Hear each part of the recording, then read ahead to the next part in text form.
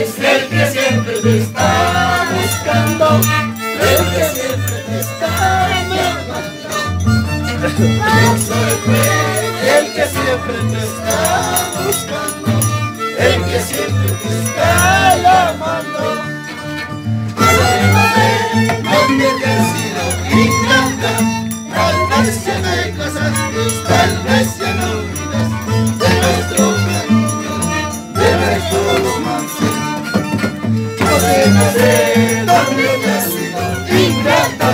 Tal vez ya te casaste, tal vez ya no olvidas de nuestro cariño, de nuestro romance.